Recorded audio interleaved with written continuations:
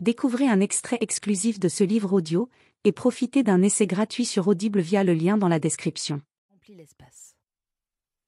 Je suis aussi traductrice pour une maison d'édition. C'est peut-être cette double vie qui a maintenu intacte en moi la flamme de l'enseignement. Sur le parking réservé aux professeurs, je croise le proviseur. On discute quelques instants. Puis arrive le moment que j'attendais. Il me demande des nouvelles de mon mari. Je réponds que mon mari va bien. Cette expression me fait toujours le même effet 13 ans après notre mariage. Des frissons de fierté quand je glisse que mon mari travaille dans la finance à un dîner. Quand je précise à la maîtresse de ma fille devant les grilles de l'école que c'est mon mari qui viendra chercher les enfants jeudi. Quand je vais chercher des pâtisseries à la boulangerie et que j'annonce que mon mari a passé une commande mardi. Quand je raconte l'air faussement détaché, alors qu'en réalité je trouve cela infiniment romantique, que j'ai rencontré mon mari par hasard à un concert de rock, lorsqu'on me demande comment nous nous sommes connus. Mon mari n'a plus de prénom. Il est mon mari. Il m'appartient. Le lundi a toujours été mon jour préféré. Parfois, il se part d'un bleu profond et royal, bleu marine, bleu nuit, bleu égyptien ou bleu saphir. Mais plus souvent, le lundi prend l'apparence d'un bleu pratique, économique et motivant, adoptant la couleur des stylos bic, des classeurs de mes élèves et des vêtements simples qui vont avec tout. Le lundi est aussi le jour des étiquettes, des bonnes résolutions et des boîtes de rangement. Le jour des choix judicieux et des décisions raisonnables. On m'a déjà dit qu'aimer le lundi était un truc de première de la classe, que seuls les intellos pouvaient se réjouir que le week-end se termine. C'est peut-être vrai. Mais cela relève surtout de ma passion pour les débuts. Dans un livre, j'ai toujours préféré les premiers chapitres. Dans un film, les 15 premières minutes. Au théâtre, le premier acte. J'aime les situations initiales. Quand chacun est à sa place dans un monde à l'équilibre.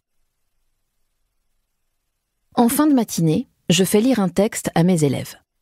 Puis je leur donne la parole à tour de rôle, je note du vocabulaire au tableau, leur communique les mots dont ils ont besoin pour parler. Ce sentiment de puissance est grisant. Dans l'extrait que nous étudions aujourd'hui, l'un des personnages porte le même prénom que mon mari. Mon cœur se serre chaque fois que je le vois écrit ou que l'un de mes élèves le prononce.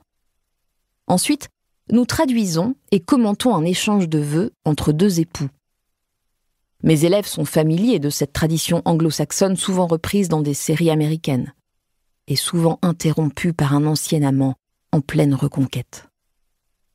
C'est l'occasion d'étudier l'utilisation de l'auxiliaire grâce à la réponse tant de fois espérée du « I do ».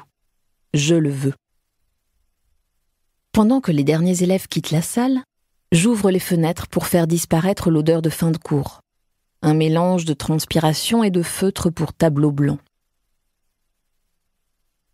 Le mélange aussi des parfums trop sucrés, des filles, et trop musqués, des garçons.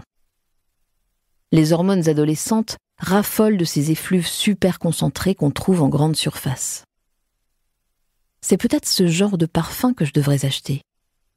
Je porte depuis des mois celui d'un petit parfumeur confidentiel que j'espérais torride, mais qui se révèle désespérément lisse sur ma peau. Comment savoir quels sont les parfums à la mode quand on a 16 ans ?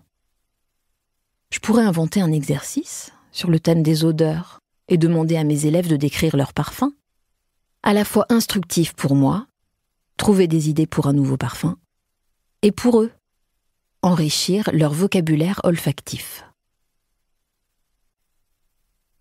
Rosa est passée quand j'étais au lycée.